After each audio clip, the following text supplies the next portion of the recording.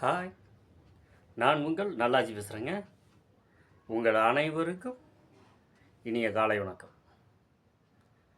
இந்த அட்வான்ஸ் புத்தாண்டு நல்வாழ்த்துக்கள் தெரிவிச்சுக்கிறேன். இந்த வீடியோ ஒரு முக்கியமான வீடியோங்க. இது லாஸ்ட் வரைக்கும் பாருங்கள். நம்ம சேனலில் இது வரைக்கும் சப்ஸ்கிரைப் பண்ணிட்டு அனைத்து நல்ல உள்ளவங்களுக்கும் நான் மனதார நன்றியை தெரிவிச்சுக்கிறேன். நம்ம சேனலில் இன்னும் யாரும் சப்ஸ்கிரைப் பண்ணலைன்னா சப்ஸ்கிரைப் பண்ணிவிடுங்க, லைக் பண்ணிக்கோங்க. ஓகே, நம்ம இப்போ எண்டில் இருக்கோம். இந்த 2024 என்னோடய எண்டில் இருக்கும். இன்றைக்கி 31. நாளைக்கு ஆனால் 25 ஸ்டார்ட் பண்ண போகிறோம். அதே மாதிரி நான் சொல்கிறது என்னென்னா ஒரு சின்ன கருத்து தான். இப்போ நீ இந்த எண்டில் இருக்கும், இந்த வருஷத்தோட எண்டில் இருக்கும், முடிய போகுது. அப்போ நம்ம என்ன பண்ணியிருக்கோம் இந்த வருஷம், அது கொஞ்சம் ரிவர்ஸ் பண்ணி பார்க்கணும். அப்படி நம்ம கரெக்டாக தான் வந்திருக்கோம், எந்த ஒரு தவறும் இல்லை அப்படின்னா நம்ம ஒன்றும் பிரச்சனை இல்லை, அப்படியே ஸ்டெப் போயிடலாம். இல்லை நம்ம ஏதாவது ஒரு சிறிய தவறு பண்ணியிருக்கலாம், இல்லை வேறு யாராவது ஒரு சிறிய தவறு பண்ணியிருக்கலாம். பண்ணவங்கள மன்னிச்சிருங்க.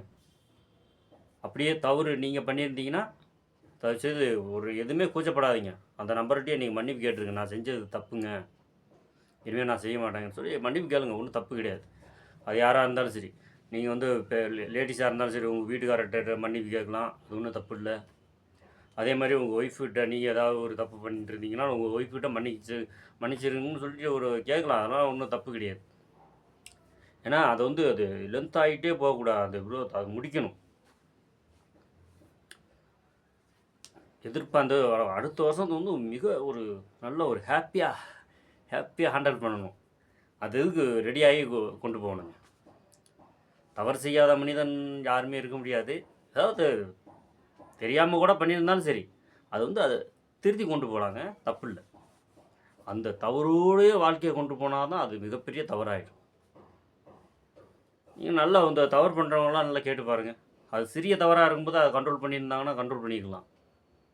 பெருசாக இருந்தால் அதை கண்ட்ரோல் பண்ணது கஷ்டத்துலேயும் கஷ்டம்.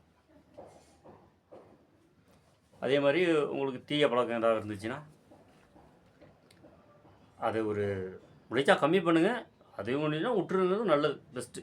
முடியலைன்னா கொஞ்சம் கம்மி பண்ணுங்கள். தீய பழக்கம் எதாவது வேணுமா இருக்கலாம்.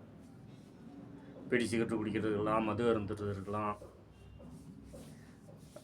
வேறு ஏதாவது சொல்கிறாங்கள்ல, கள்ளக்காதல், கள்ள உறவு, இதெல்லாம் இருந்துச்சுனாவே இதெல்லாம் கெட்ட பழக்கம் தான். இதெல்லாம் என்றைக்காக இருந்தாலும் கள்ளக்காதல், கள்ள உறவு இது உயிருக்கே உழவச்சிடும்.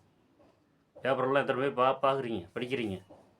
அது எவ்வளோ பெரிய ஆளாக இருந்தாலும் சரி, அந்த ராங் ரூட்டில் போகிறவங்களுக்கு அது ராங்காகவே காட்டும். தவிச்சு அந்த மாதிரி இது இருந்துச்சுன்னா எல்லாமே கொஞ்சம் இப்படி வந்துடுங்க.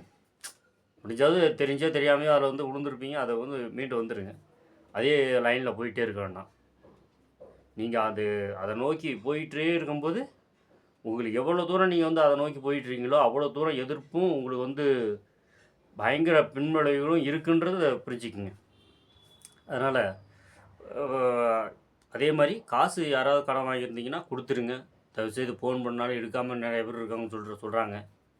நண்பர்கள்லாம் சொல்கிறாங்க, ஃபைனான்ஸ் எல்லாம் விட்டுட்டு இருக்காங்க. அவங்க சொல்கிறாங்க, இந்த மாதிரிங்க காசு வாங்கும்போது நீங்கள் இந்த மாதிரி சொல்கிறீங்க, மன்னிச்சிட சொல்கிறீங்க. காசு வாங்கும்போது இந்த மாதிரி கொடுக்குறம்போது அந்த இது இல்லைங்க அப்படின்னு சொல்கிறாங்க. சரி, என்ன பண்ணுறேன், நான்லாம் நிறைய பேருக்கு நான் வாங்கி கொடுத்தேன். அது பதில் நானே காசு கொடுத்துட்டேன். அவங்களுக்கு பதில் வாங்கி கொடுத்து சில பேர் கொடுக்கறதே இல்லைங்க. அது ஏன்னு தெரில. காசு விஷயத்தில் கரெக்டாக இருக்கணும். அதே மாதிரி தரும் கொடுத்துருங்க. எதுக்கு அது காசு கொடுத்துருங்க. ஒரு பழமொழி கூட சொல்லுவாங்க, கடலில் கூட முழுகினாலும் முழுகிடுங்க, தூக்கிறதுக்கு ஒரு 4 பேர் வருவாங்க.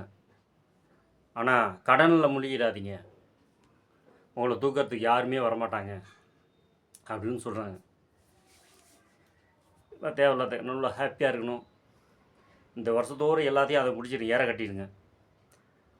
அடுத்து 2025 சும்மா பக்காவாக ஹாப்பியாக கொண்டாடணும்.